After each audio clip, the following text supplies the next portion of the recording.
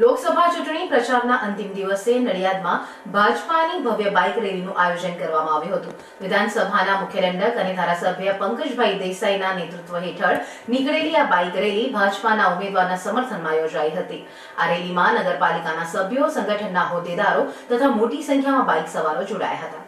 નડિયાદમાં આજે ભાજપના ઉમેદવાર દેવસિંહ ચૌહાણના સમર્થનમાં ભવ્ય બાઇક રેલીનું આયોજન કરાયું હતું। આ રેલી નડિયાદ વિધાનસભાના ભાજપના કાર્યાલયથી આરંભાઈ હતી। રેલીમાં 1000થી વધુ બાઇક સવારો જોડાયા હતા। રેલી વિકેવી રોડ થઈને Vihari society, Nana Komnath road, Petlad road, Sardar Patel overbridge પૂર્ણ કરી સંતરામેશ્વર મહાદેવવાળા માર્ગે થઈને શારદા મંદિર ચોકડી, વલ્લભનગર ચોકડી, રામદેવ પીર 4 રસ્તાથી પુનિત કોલોની 4 રસ્તા, એલિમ church, mission road, gurdwara, Chandni Chowk, mill road થઈને નગરપાલિકાએ પહોંચી હતી।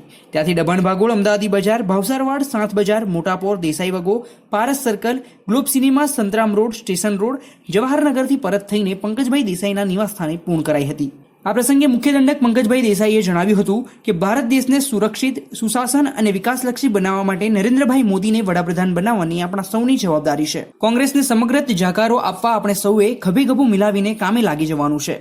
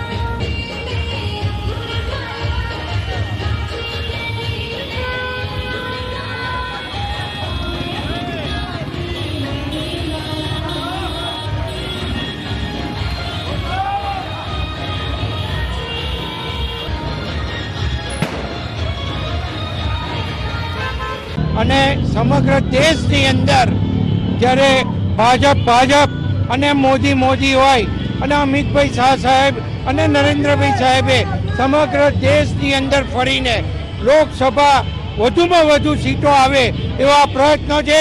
એના ભાગરૂપે ખેડા લોકસભામાં દેવસિંહજી ચૌહાણને પણ એક કમળના રૂપે નરેન્દ્ર મોદીને અમે એમના ચરણોમાં ધરીએ એવી આ એક રેલી જે યુવાનો ઈચ્છી રહ્યા હતા એમની માંગને આજે સ્વીકારીને નડિયાદની અંદર આ એક ભવ્ય રેલીનું આયોજન કરવામાં આવ્યું છે।